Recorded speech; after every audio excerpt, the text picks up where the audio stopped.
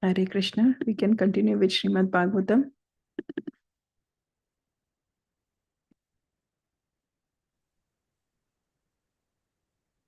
Today it is Clara Haridas. Hare Krishna.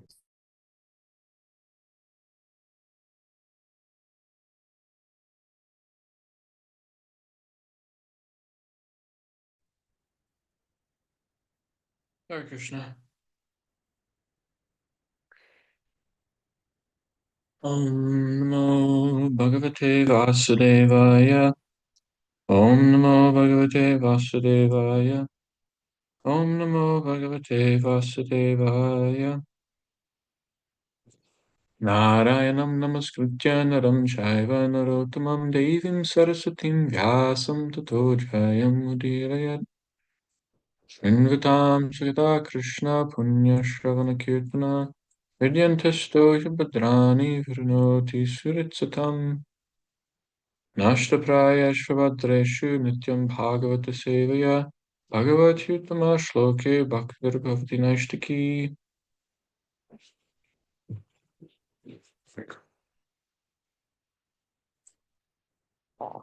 Reading from Srimad Bhagavatam. We are on Canto 4, Chapter 28, texts 59 and 60. Tasmim Tvam Ramaya Sprishto Ramamano Shrutasmriti Tatsangari Drishim Prapto Dasham Papi Yasim Prabho. Translation: My dear friend, when you enter such a body, along with the woman of material desires, you become overly absorbed in sense enjoyment. Because of this, you have forgotten your spiritual life. Due to your material conceptions, you are placed in various miserable conditions. Purport. When a person becomes materially engrossed, he has no capacity to hear about spiritual existence. Forgetfulness of spiritual existence entangles a man more and more in material existence.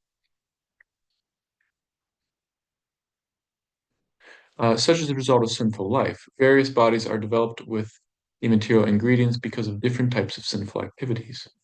King Puranjana assumed the body of a woman, Vaidarbhi, as a result of his sinful activities. Bhagavad Gita clearly says, Striyo Vaishyas Pashudra, that such a body is low-born. If one takes shelter of the Supreme Personality of Godhead, however, he can be elevated to the highest perfection, even though he be low-born. One acquires lower births when one's spiritual intelligence is reduced. Natvam vidarbadu hita nayam vira surittava napatistam puranjanya arudhod navamukeya. Translation: Actually, you are not the daughter of Vidarbha, nor is this man, Malayadhwaj, your well-wishing husband, nor were you the actual husband of Puranjani. You were simply captivated in this body of 9 gates. Purport. In the material world, many living entities come into contact with one another, and, increasing their attachment to a particular type of body, become related as father, husband, mother, wife, etc. Actually, every living entity is a separate individual being, and it is because of his contact with matter that he comes together with other bodies and becomes falsely related. False bodies create various associations in the name of family, community, society, and nationality. Actually, every living entity is part and parcel of the Supreme Personality of Godhead, but the living entities are overly engrossed in the material body. The Supreme Personality of Godhead, Krishna, appears and gives instructions in the form of Bhagavad Gita and Vedic literatures. The Supreme Lord gives these instructions because he is the eternal friend of the living entities. His instructions are important because by them the living entity can obtain liberation from bodily engagement. As water passes down a river, many straws and grasses are carried from the shore. These straws and grasses come together in the river's current. When the waves toss this way and that, they are separated and carried off somewhere else. Similarly, the innumerable living entities within this material world are being carried by the waves of material nature. Sometimes the waves bring them together, and they form friendships and relate to one another on a bodily basis of family, community, or nationality. Eventually, they are thrown out of association by the waves of material nature. This process has been going on since the creation of material nature. In this regard, Srila Bhaktivinoda Thakur sings, Miche Mayara Vashe Yacha Bheshe.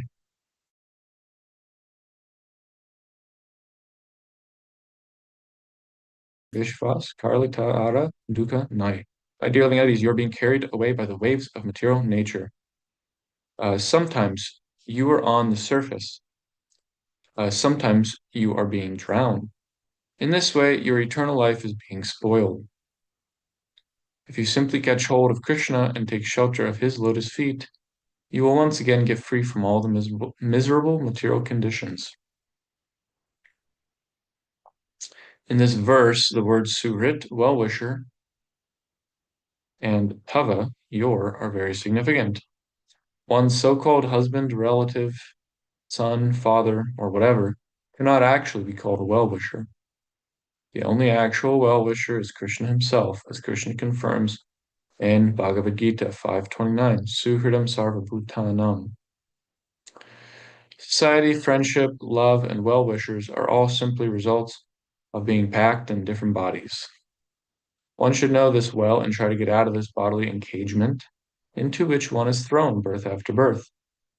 One should take shelter of the Supreme Personality of Godhead, Krishna, and return home back to Godhead. Om Jnana-timirandasya Jnananjana Shalakaya Chakshurunmilitam Yena Tasmai Shri Gurave Namaha. Namo Om Vishnupadaya Krishna Prashnaya Bhutale Srimate Bhaktivedanta Swami Nityanamane Namaste Saraswati Deve Gauravani Pacharni Nirvishesha Srinivadi Pashyat Shirane Vanchakalpatrubhischa Kripasindabevi Chakaritaram Bhavnevi Vaishnavevi Namo Namaha.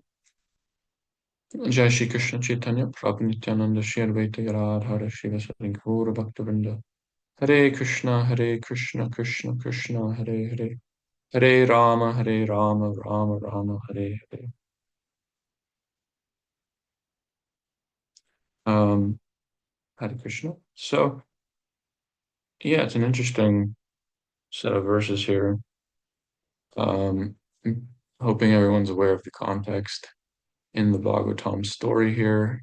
Vaidarbhi used to be Puranjan, is now a woman, and her husband Malayadhwaj is dead, and she's crying, and we have this very dramatic scene where this this unnamed friend returns. If you go back several chapters, you'll see that Puranjana, it's mentioned that he also had this unnamed friend. But right at the beginning of the whole narrative, only for one verse, one mention, and then he meets his intelligence, the queen, and the whole events transpire. So yeah, he returns on the scene and then is enlightening Puranjani. So I always say this, Narada Muni is such an excellent storyteller. It's pretty dramatic. It's a huge dramatic effect that we get.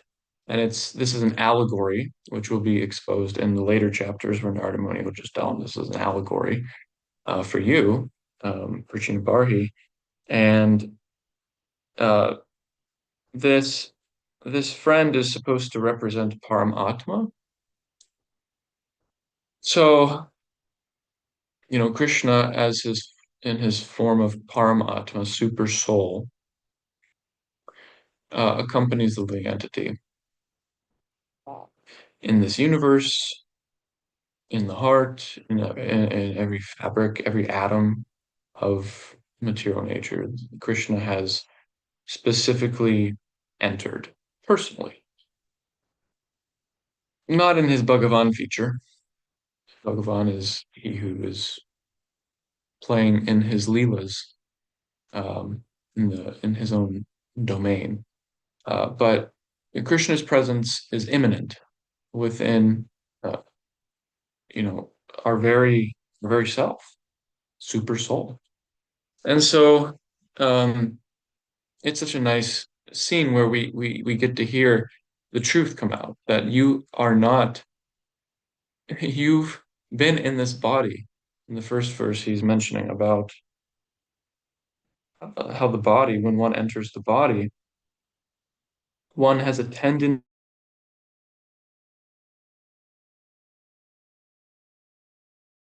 towards becoming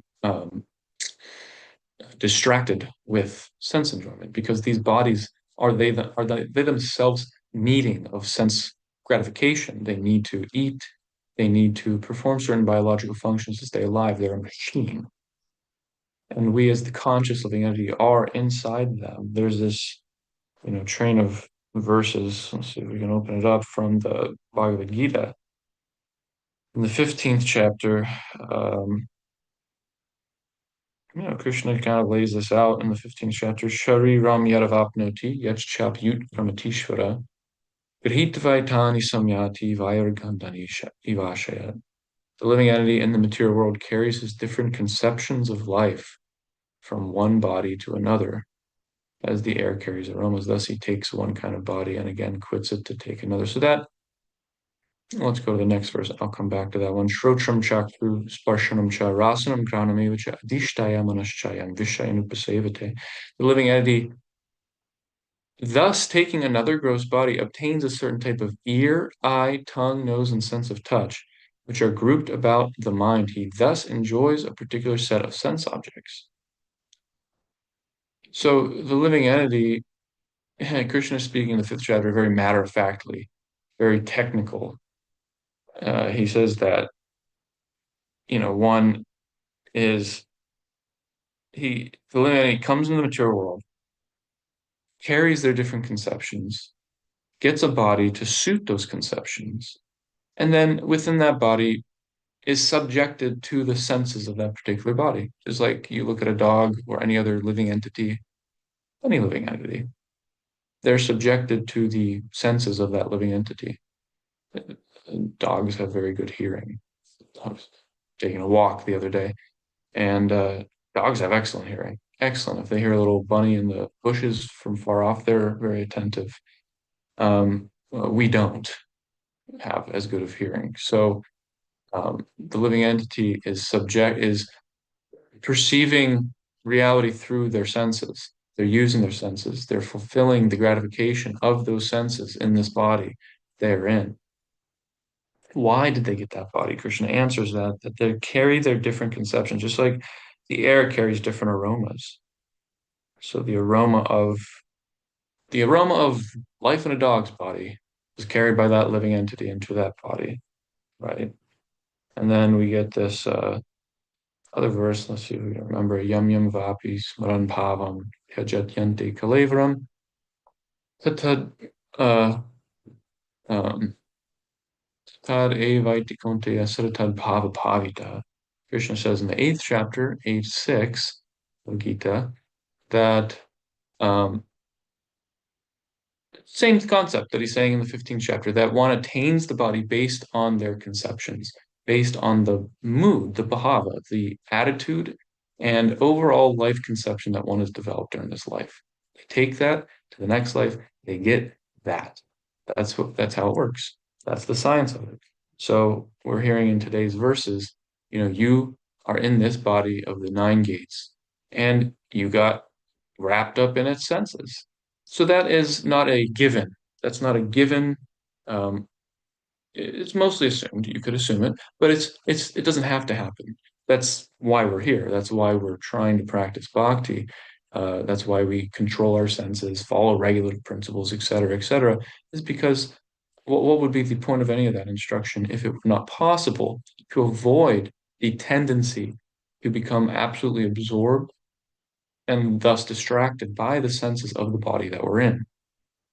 This language in the Bhagavatam and Gita is specifically used to create a sense of detachment. So we're talking very technical stuff here. I don't see any of you obviously on the Zoom call, but one might be thinking, wow, this is technical stuff, not so practical.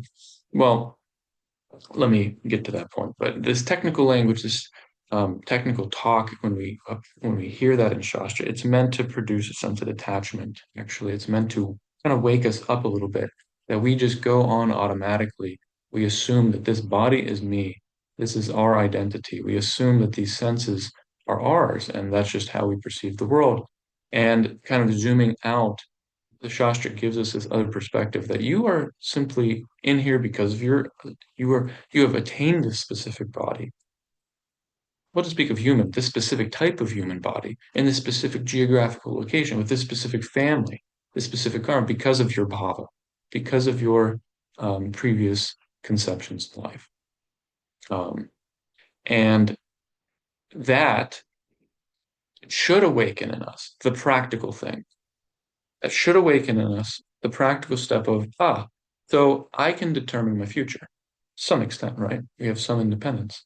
So we can actually practice something which then creates another body, another identity, which for spiritualists, we want a spiritual identity. Other people, even some adherents to the Vedas or other religions are thinking, oh, I want a better body. I want a kingly body. I want a rich body. I want other facilities. But as spiritualists, we're thinking we want a body. And specifically in Gaudiya Vaishnavism, we're thinking we want a body to serve Krishna. So the best body to serve Krishna is a spiritual body. We're not concerned with a spiritual body because that's going to be that's like the best ride at the amusement park. That's the coolest thing. It's eternal, no suffering. We're just free as a bird. That's not really what we care about. If it is, then we're tending more towards mokshavad. Mokshavad means we're more interested in liberation than we are in bhakti. And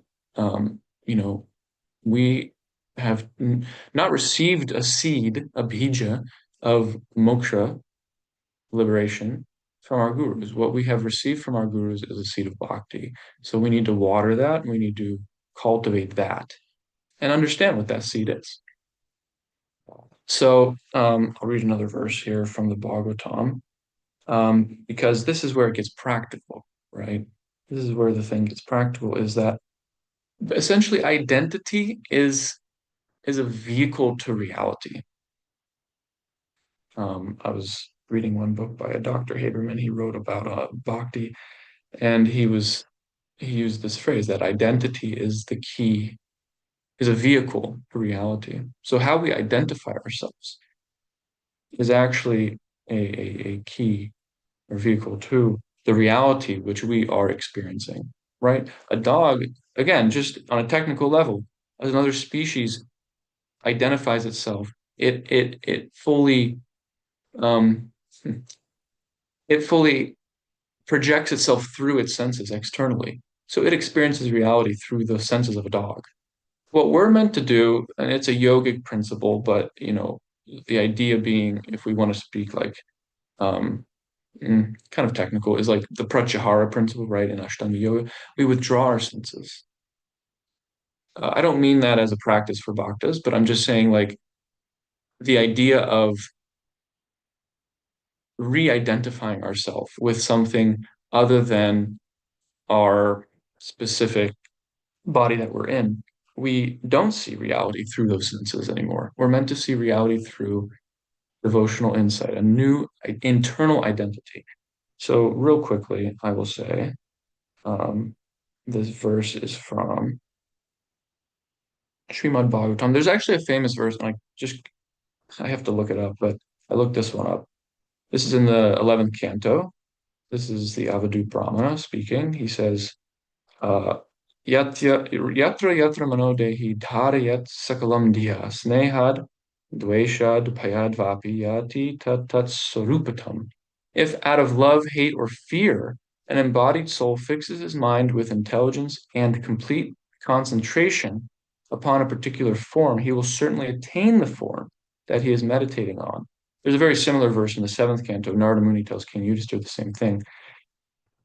He says, O king, once a wasp forced a weaker insect to enter his hive and kept him trapped there. In great fear, the weak insect constantly meditated upon his captor, and without giving up his body, he gradually achieved the same state of existence as the wasp, the same bhav, state of existence. Thus, one achieves a bhav, a state of existence, according to one's constant concentration. So, Krishna is saying in the Gita that one's bhava, saratad bhava bhavita, that one's bhava, you get a new body. Yam yam vapi smaran bhavam. Whatever you remember, that's the body you attain. The body is specifically what we identify with and how we perceive our reality. So therefore, we need to practically, what is the bhav we are cultivating? What is the bhav we are cultivating? Are we watching movies and social media and cultivating this bhav and that bhav, whatever society is giving to us? Or, traditionally the Bhagavatam is criticizing family for this reason. We're just stuck in a society or family, but nowadays it's so global. We're getting influences from every which way, every which corner of whatever we want to type in on Google. Are we cultivating that bhav, or are we cultivating this is what these verses are saying in the 11th and 7th canto, is that one's constant concentration, by that one achieves state of existence. So our bhav can be influenced by a state of concentration on Krishna. That's Krishna consciousness. Krishna consciousness movement. One focuses on Krishna. They are consciously concentrating on Krishna, Krishna's name, form, qualities, pastimes, serving devotees. Our whole reality, our identity can change, actually, when we concentrate on Krishna, because we become a servant of Krishna. We become a servant of the devotees. And that is how we perceive reality. Next life, we attain that bhav. It's actually a very, very practical thing. It's not so much a belief system. It's really very practical thing. This is a huge topic. We could explore more. It's 6 o'clock though, so I will stop here.